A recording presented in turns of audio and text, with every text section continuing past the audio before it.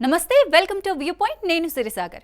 ప్రముఖ online dictionary website డిక్షనరీ.com 67ను 2025 సంవత్సరానికి గాను వర్డ్ ఆఫ్ ద ఇయర్ గా ప్రకటించింది. ఈ నెంబర్ ఇప్పుడిప్పుడే టీనేజ్ లోకి అడుగుపెట్టిన వారు అంటే జెన్ ఆల్ఫా నోట్లో తెగ నానుతోంది.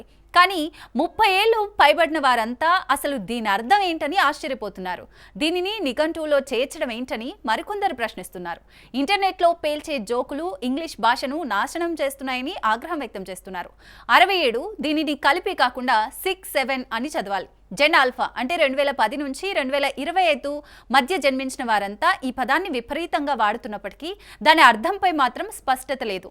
జెన్ ఆల్ఫా అంటే ఏదో ఊరికే అలా వాడే పదం.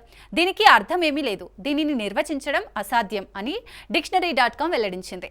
ఇది 2 చేతులతో చేసే సంజ్ఞ అని పేర్కొంది. అమెరికా ర్యాపర్ స్క్రిల్లా పాడిన డ్రిల్ సాంగ్ నుంచి ఈ పదం ఉద్భవించిందని భావిస్తున్నట్లు తెలిపింది.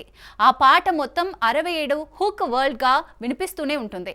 అప్పటి నుంచి ఈ పదాన్ని జెన్ ఆల్ఫా తన రోజువారీ జీవితంలో భాగం చేసుకుంది. తమ విద్యార్థులు ఈ పదాన్ని వాడకుండా ఎలా ఆపాలంటూ టీచర్లు నెట్టింట్లో పోస్టులు పెడుతున్నారు. పలువురు దానికి టిప్స్ చెప్పారు. అలా ఆన్లైన్ సంభాషణలో ఈ వర్డ్ భాగమైంది.